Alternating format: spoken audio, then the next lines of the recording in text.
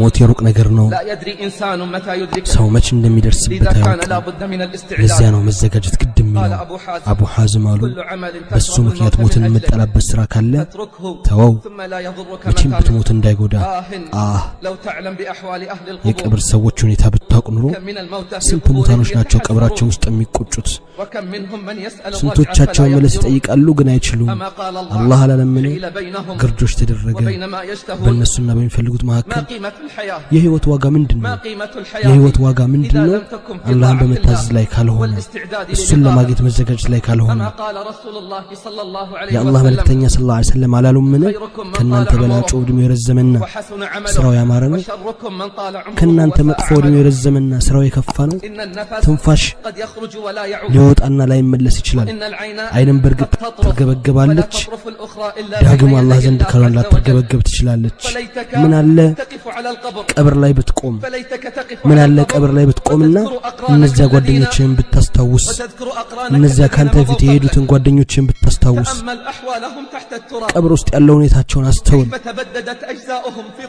ቀብራቸው ውስጥ አካላቸው እንዴት እንደተበጣጠሰ ሚስቶቻቸው እንዴት ብቻቸው እንደቀሩ ልጆቻቸው ከነሱ በኋላ የቲም እንደሆኑ ገንዘቦቻቸው እንደተከፋፈለ መስጂድና መቀመጫቸው ከነሱ ነፃ እንደሆኑ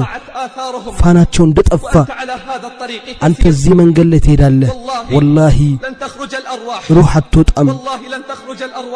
ወላሂ روح አትወጣም ከዱንያ ከሁለት ብስራቶች አንዱን ሳትሰማ ወይ አብሽር በእሳት አንተ የአላህ ጠላት ወይም አብሽር በጀነት አንተ የአላህ ወዳጅ መጨረሻ እንዲያምር ጽናትን ያዝ እሱ ታላቁ ከራማ እንደሆነ ወቅ አደራ አደራ ነገ ማለትን ምኞት ማስረዘም والله የእሳት ሰዎች ብዙ ለቅሶ ቆይ አድርጓለሁ ከጅላለሁ እያሉ ነው ወቅ አላህ ይባርክህና ሁሉን ነገር በምርጫ ታደርገዋለህ ሞት ሲቀር ምርጫ የለህም ትሞታለህ ወደድክም ጠላህም حسن አሉ የአደም ልጅ ወይ አላህን ፍራ ሁለት ባህሪዎች አይሰብሰቡብህ